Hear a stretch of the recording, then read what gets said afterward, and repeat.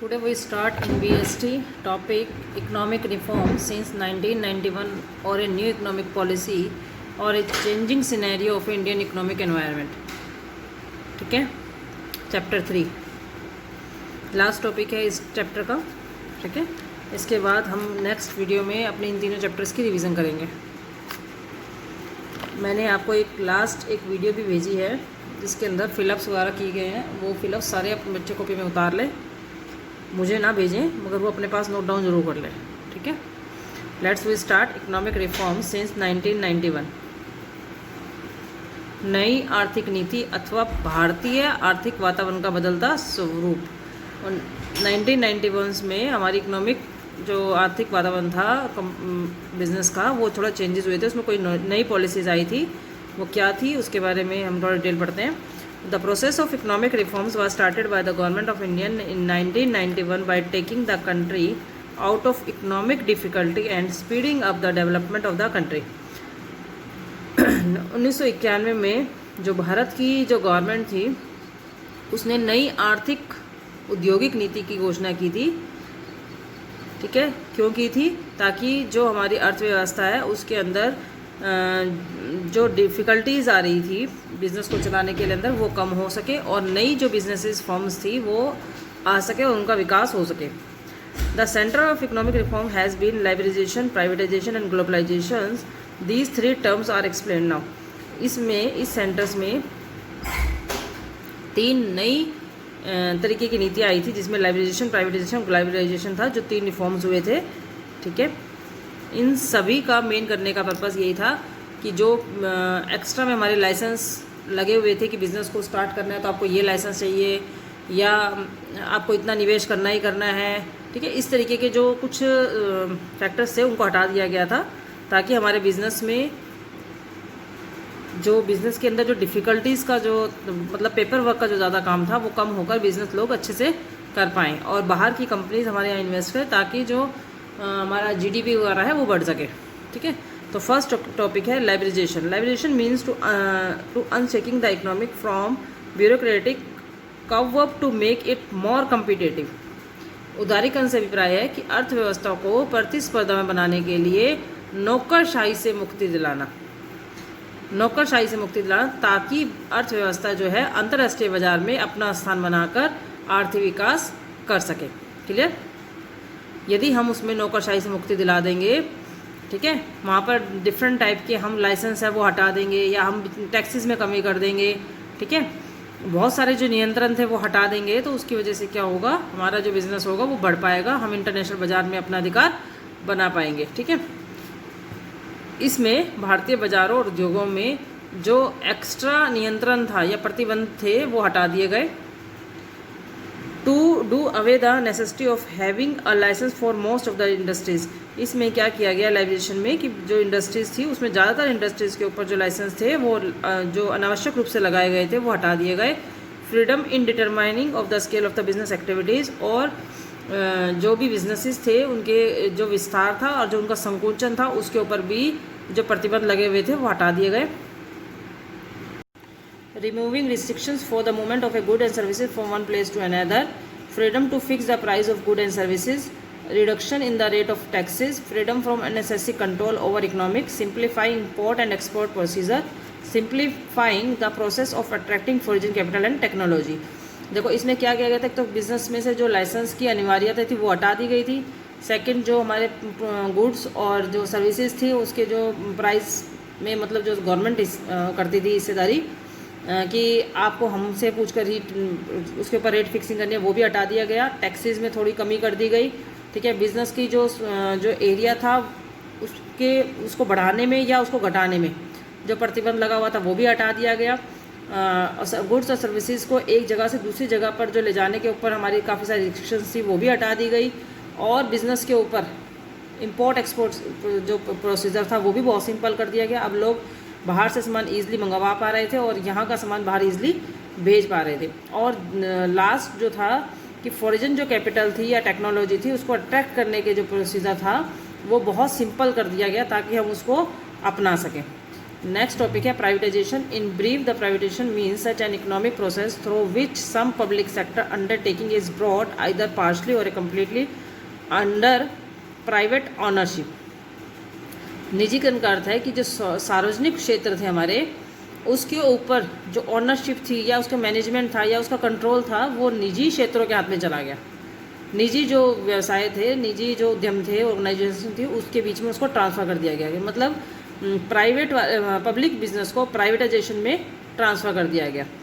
ठीक है, ये कह सकते हो कि जो सार्वजनिक क्षेत्र की बजाय निजी क्षेत्र में बिज़नेस को स्थापित कर दिए गए, जिसकी वजह से जो बिज़नेस के अंदर जो लॉसेस वगैरह हो रहे थे वो काफ़ी हद तक कंट्रोल कर दिए गए। ठीक है, broadly speaking establishing a new enterprise in private sector instead of a public sector is called privatisation. Not only this, depriving public sector of the job of production which was earlier reserved for its transferring out a production without depriving it to private sector also amount to privatization. Its chief features are given below. ठीक है, इसके अंदर जो सार्वजनिक क्षेत्र थे उनके ऊपर या तो पूर्णतया या अंशतः, या तो पूरा या थोड़ा, मतलब बिजनेस को जो पब्लिक बिजनेस थे उनको बेच दिया गया प्राइवेट हाथों में। ठीक है, इसकी वजह से सरकार का जो हिस्सा था वो कम हो गया और जो प्राइवेटाइजेशन जो बिज़नेस थे उनकी जो हिस्सेदारी थी वो बढ़ गई। मतलब पहले यदि हमारे को किसी बिज़नेस को गवर्नमेंट के हाथ में रहते थे तो वो 51% गवर्नमेंट का शेयर उसमें होना ज़रूरी था। अब वो गवर्नमेंट ने अपना जो शेयर था वो प्राइवेट सेक्टर में दे दिया, तो अब प्राइवेट सेक्टर में 51% की भागीदारी हो गई। ठीक है, reducing the role of a public sector, increasing the role of a private sector, reducing the fiscal burden of the government, reducing the size of the government machinery, speeding up economic development, improving management of enterprises, increase in government treasury, increase competition by opening industries reserved for the public sector to the private sector। इसमें main करने का काम ये main इसलिए किया गया ताकि जो आर्थिक विकास की जो गति थी वो बढ़ सके। आज जो सार्वजनिक क्षेत्र थे उनकी, पब्लिक सेक्टर जो थे जितने भी, उनकी भूमिका कम की जा सके, उनका साइज़ कम किया जा सके, और जो प्राइवेट सेक्टर थे उनको बढ़ाया जाए। ठीक है ना, मतलब जो हमारी गवर्नमेंट का जो बर्डन था उसको कम किया गया और जो प्राइवेट सेक्टर का जो बर्डन, मतलब जो कहते हैं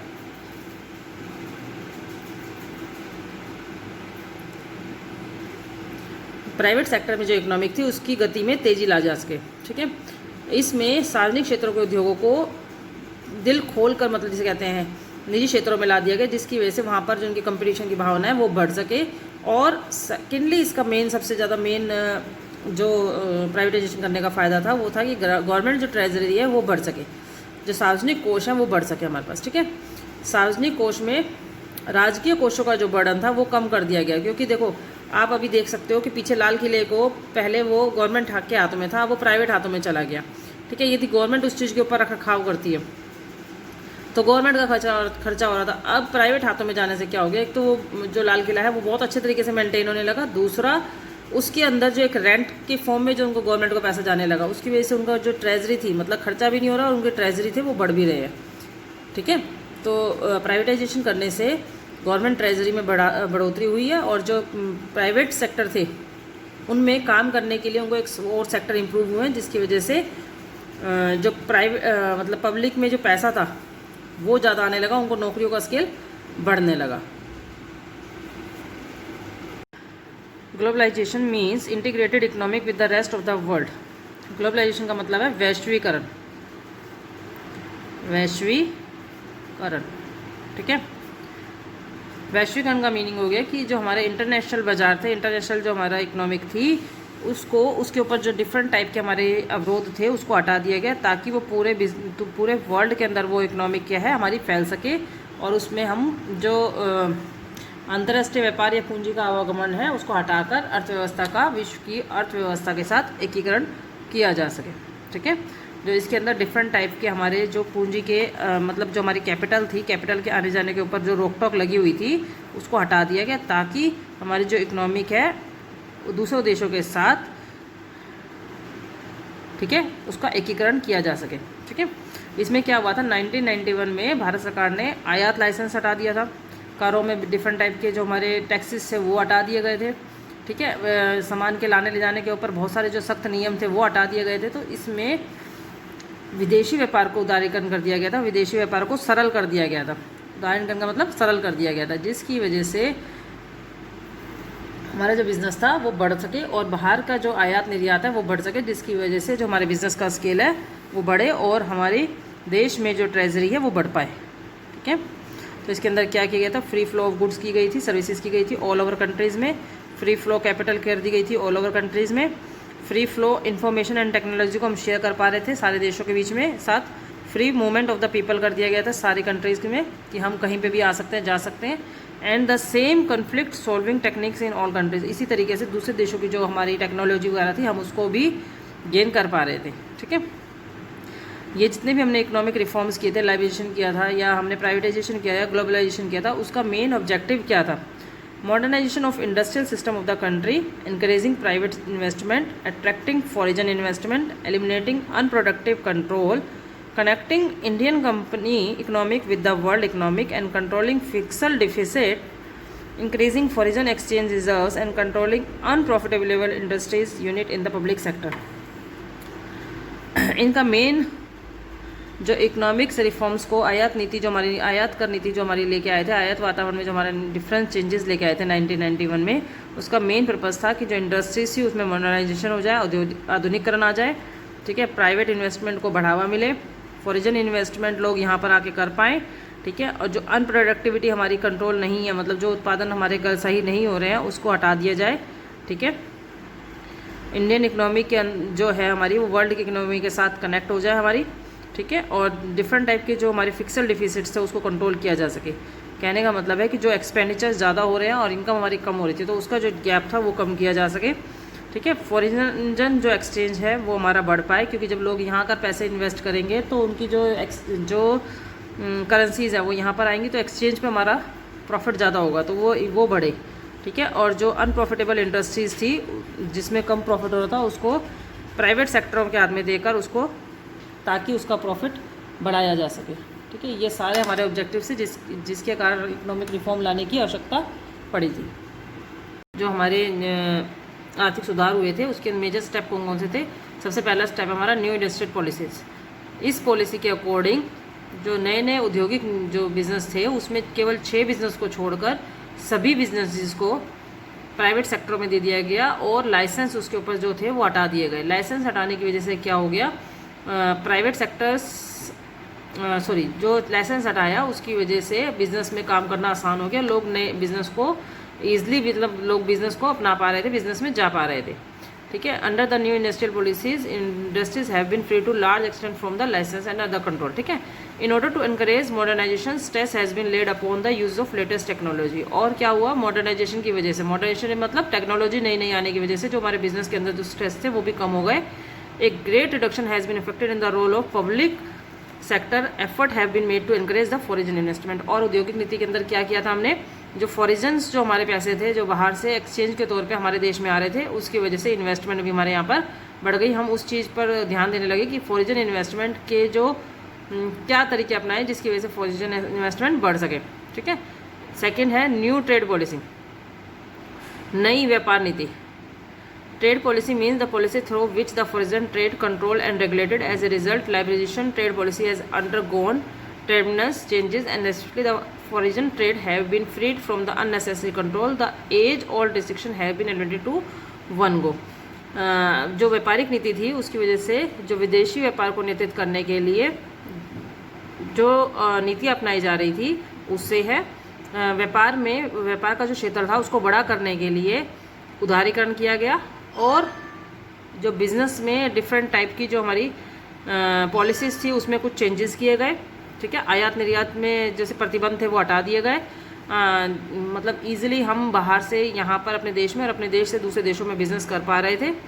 ठीक है, इंडस्ट्रियल पॉलिसीज़ में तो टैक्सेस हटे थे हमारे डिफरेंट टाइप के, और इन ट्रेड पॉलिसीज़ के अंदर हमारे डिफरेंट मतलब जो हमारी फॉरेन जो ट्रेड था उसको बढ़ावा दिया गया। ठीक है, जो हमारी इंपोर्ट एक्सपोर्ट पॉलिसीज़ थी उसमें चेंजेस किए गए ताकि हमारा जो आधुनिक तकनीकें हैं उसको यूज़ कर पाए और विदेशों से जो हमारा पैसा आ रहा है उसमें बढ़ावा मिल सके। फिक्सल रिफॉर्म्स, राजकीय कोष में बहुत मतलब जिस टाइम पे ये किए गए थे उस टाइम बहुत कमी थी, तो हमारे ऊपर लोन ज़्यादा थे और इनकम हमारे ऊपर कम थी, हमारी जीडीपी बहुत कम थी। तो उसको बढ़ाने के लिए इन्होंने क्या किया, the policy of government connected with the income and expenditure is called pixel policy. सरकार की आय और व्यवसाय से संबंधित जो नीति होती है उसे कहते हैं राजकोषीय नीति। ठीक है, मतलब भारत सरकार के सामने बहुत बड़ी चुनौती का कारण था कि जो राजकीय कोष के जो घाटे थे वो बढ़ते ही जा रहे थे। 1718 में जो फिक्सल डिफिसिट था 3.5 ऑफ द जीडीपी था। ठीक है, किसी भी देश में फिक्सल से मतलब आएगा क्या मतलब होता है, किसी भी देश में एक वर्ष में उत्पादित सभी वस्तुओं के सेवाओं के मौद्रिक मूल्य का जो योग होता है उसे कहते हैं वहाँ की इनकम, नेट इनकम। ठीक है, अब फिक्सल डिफिसिट क्या होता है, उसके ऊपर जो खर्चे हो रहे थे तो उन दोनों को बीच का जो गैप हो गया। A fiscal deficit mean the country spending more than the income, की जो हमारे जो सरकारें खर्चा कर रही हैं और जो उनके पास आय आ रही थी उसके अंदर जो गैप था बहुत ज़्यादा था, जो वो कहलाता है फिक्सल डिफिसिट। ठीक है, GDP is the sum total of financial value of all the produce goods and services during the year in a country. GDP का मतलब होता है कि जो पूरे फाइनेंशियल वैल्यू के हिसाब से पूरे साल में। अगला टॉपिक है मॉनिटरिंग रिफॉर्म्स। मॉनिटरिंग रिफॉर्म्स का मतलब हो गया मौद्रिक सुधार। Monitoring policy is a sort of control policy through which the central bank control the supply of money with the view of achieving the objects of general economic policies. मौद्रिक policy के अंदर जो चेंजेस थे, जो नियंत्रण थे वो इस तरीके से लाए गए कि जो केंद्रीय बैंक थे, केंद्रीय बैंकों ने अपनी आर्थिक नीति के लक्ष्यों को पूरा करने के लिए डिफरेंट टाइप की जो मतलब जो मनी की achieving the objectives of general economic policy, general economic policy के ऑब्जेक्टिव्स को पूरा करने के लिए बैंकों में कुछ मतलब चेंजेस लिए गए, जिसकी वजह से जैसे बैंकों के ब्याज दर में कमी कर दी गई या कुछ जगह काफ़ी हद तक घटा दिए गए। उनके जो बुक्स बनाने के तरीके थे उसमें सुधार किया गया। ठीक है, नए नए बैंकों की स्थापना की गई। तो इस तरीके से कुछ चेंजेस आए जिसकी वजह से जो हमारी आर्थिक नीति है उसमें हम सपोर्ट कर पाएँ। अगला है कैपिटल मार्केट रिफॉर्म, पूंजी बाजार सुधार। Capital market reform, the market in which securities are sold bought is known as capital market. ऐसी मार्केट जहां पर आप सिक्योरिटीज को खरीद सकते हो और बेच सकते हो उसे कहते हैं capital market. The reforms connected with it known as capital market reforms. इस टाइम जो रिफॉर्म्स थे उसको कैपिटल मार्केट रिफॉर्म के साथ जोड़ा गया। ठीक है, या जिसको हम कह सकते हैं मौद्रिक पूंजी बाजार सुधार। This market is the pivot of the economic of a country. The government has taken the following steps. इस टाइम पे मार्केट में गवर्नमेंट ने बहुत सारे जो थे मतलब अपने देश के विकास के लिए बहुत सारे स्टेप उठाए थे। जिस तरीके से हम कह सकते हैं कि जैसे सिक्योरिटी ऑफ एक्सचेंज बोर्ड ने की स्थापना की गई, सेबी की स्थापना की गई, जिसकी वजह से पूरी मार्केट में इंश्योरेंस से रिलेटेड, बैंकिंग से रिलेटेड जितने भी हमारे काम थे उसको कंट्रोल किया जा सकते। Restriction in respect of interest on debenture has been lifted. जो डिवेंचर्स के ऊपर हमारा जो इंटरेस्ट रेट था वो काफ़ी हद तक कम कर दिया गया। It is decide on the basis of demand and supply. और ये जो इंटरेस्ट था वो डिमांड और सप्लाई के बेसिस पर होने लगा। ठीक है, डिफरेंट टाइप की जो म्यूचुअल फंड कंपनी थी वो प्राइवेट सेक्टर में आने लगी। ठीक है, और जो हमारे इन्वेस्टर्स थे, ठीक है, उनके पैसों को सिक्योरिटीज़ को मतलब सिक्योरिटीज़ बढ़ाने के काम किए गए ताकि लोग अपना इस सेक्टर में आकर पैसा लगा सके। डिसमेंटलिंग प्राइस कंट्रोल, अनुदान एवं मूल्य नियंत्रण की समाप्ति। इसमें क्या किया गया, गवर्नमेंट ने जो बहुत सारी चीज़ों के ऊपर गवर्नमेंट डिसाइड करती थी रेट ऑफ कॉस्ट, वो या तो बहुत मतलब कब तक कम कर दिया गया या काफ़ी चीज़ों पर हटा दिया गया। अब गवर्नमेंट, सेंट्रल गवर्नमेंट डिसाइड नहीं करती है। ठीक है, उस पर जो लगने वाला अनुदान था वो समाप्त कर दिया गया, उसमें कमी कर दी गई। ठीक है, और जो मूल्य के जो उत्पादों के ऊपर जो मूल्य था, नियंत्रण था, गवर्नमेंट के हाथ में था, वो भी हटा दिया गया। The effort to remove the price control were mostly in respect of fertiliser, steel, iron and petrol products. केवल इन्हीं चीज़ों के ऊपर गवर्नमेंट का अधिकार रह गया है, इन्हीं चीज़ों के ऊपर, और बाकी सब चीज़ों पर हटा दिया गया। Restriction on the import of this product also been removed. जो इंपोर्ट की जो प्रोडक्ट्स है उसके ऊपर भी रिस्ट्रिक्शन हटा दी गई हैं। ठीक है, तो इकोनॉमिक रिफॉर्म्स में मेनली जो काम हुए थे, ठीक है, वो हुए थे, न्यू इंडस्ट्रियल पॉलिसीज़ आई थी, न्यू ट्रेड पॉलिसी आई थी, फिक्सल रिफॉर्म्स हुए थे, जो हमारे देश में घाटे हो रहे थे उसको किस तरीके से रिकवर किया जाए, मॉनिटरिंग रिफॉर्म्स किए गए, कैपिटल मार्केट रिफॉर्म्स किए गए, और डिसमेंटलिंग प्राइस कंट्रोल भी किया गया। ठीक है, यहाँ तक के सभी स्टेप्स तक सभी बच्चों ने टॉपिक कंप्लीट कर लेने हैं। ठीक है।